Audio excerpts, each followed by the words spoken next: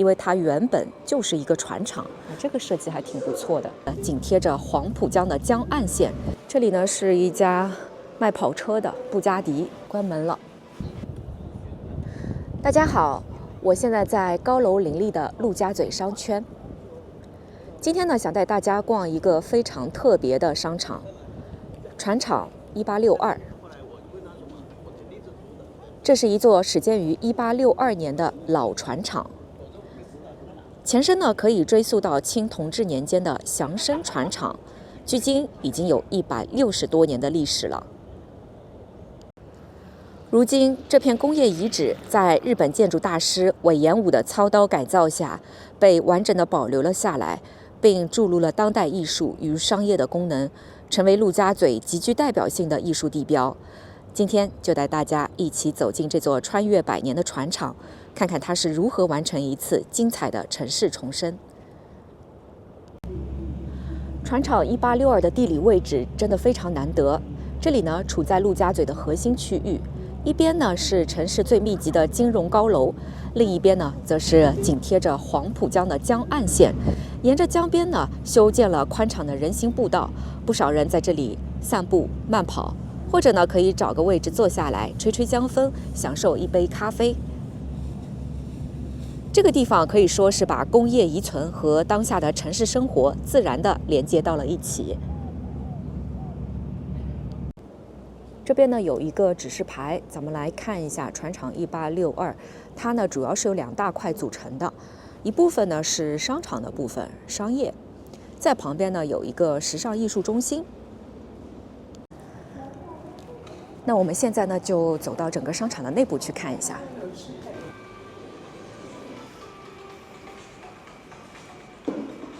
哇，一走进船厂的内部，最直观的感受呢，就是空间真的非常的开阔啊！我给大家看一下，整个中庭呢，从1楼一直贯通到顶部，几乎完全就是一个悬空的状态。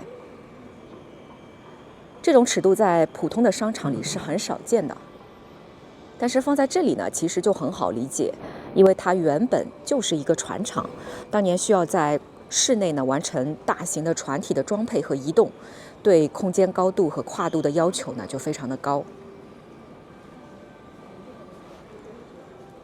另外呢，在中庭呢还保留了几根体量感极强的水泥钢筋柱，从地面一直延伸到屋顶。我看旁边还有一根啊，也是这种非常粗大的水泥钢筋柱。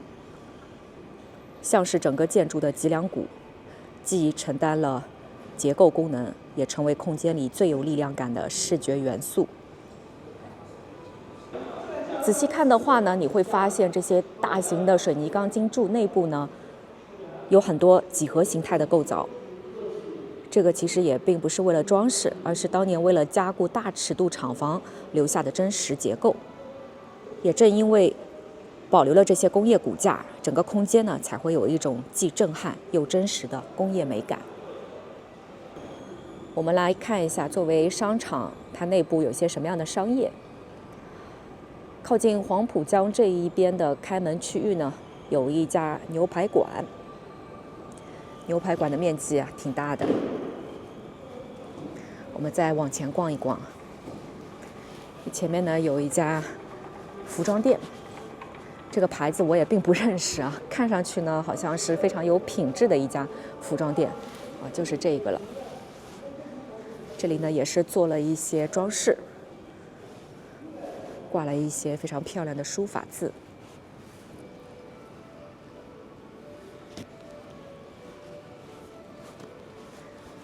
再往前走一走啊，这旁边有一家看上去非常高级感的店啊，但我也不知道它是卖什么的哦，好像是卖珠宝的，是一家珠宝店。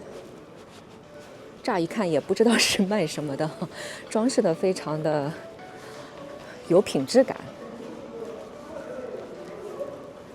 这里呢是一家卖跑车的布加迪，车子呢我也并不是很懂啊。如果对跑车感兴趣的朋友呢，可以到这里来看一看。它的门呢是开在外面的，里面好像并没有开门啊。哇，这辆跑车好酷啊！我的左手边呢是一家画廊，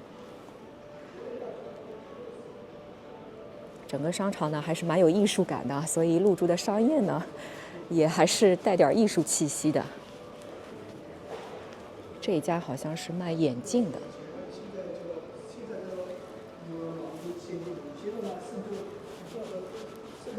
我的右手边呢又是一家时尚奢侈品店，各类服饰、鞋子，好像是以男士的服饰为主的。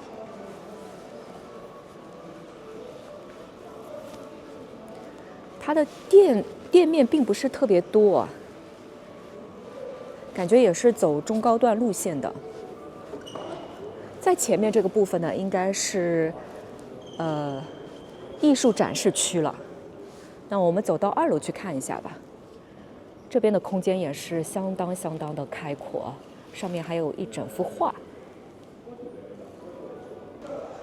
好的，那么我现在呢就来到了整个商场的2楼，咱们继续来逛一下2楼呢有些什么样的商业啊。我旁边好像有一家公司啊，应该是以美容美体、医美这一块的。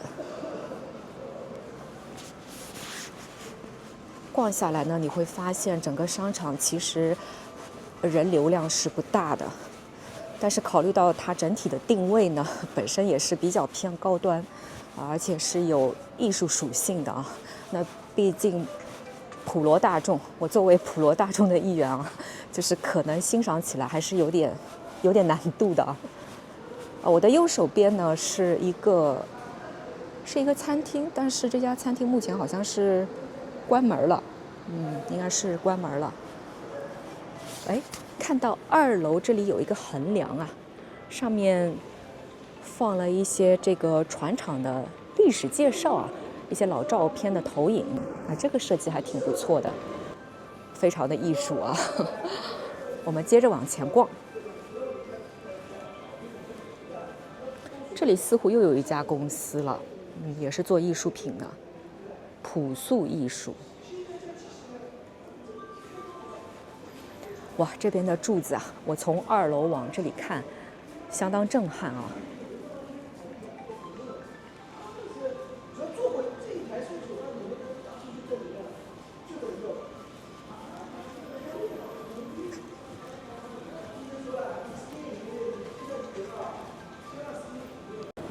好的，那么我们继续到3楼去逛一逛，看这个空间呢，还做了一些装饰啊，蛮漂亮的。我现在是到了3楼，我的左手边呢是一家餐厅。3楼这边中庭的横梁上呢，也有部分投影，依然是介绍整个船厂的历史，这个还挺有意思的。我们接着往前去走一走，这里有一家餐厅，关门了。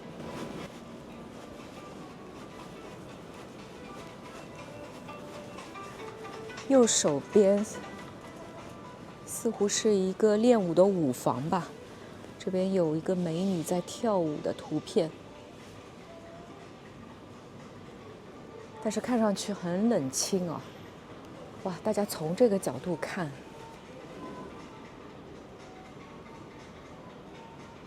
好震撼啊！这应该是3楼最后一家商业了，似乎是一个文化工作室。我这边右手边还有一家，是一家公司，类似于服装设计的，那么就没有了。总共是这样一些商业。好啦，今天我们逛百年船厂呢，就逛到这里啦。感谢您的收看。如果您喜欢我的视频呢，请订阅我的频道。那么我们就下个视频见吧，拜拜。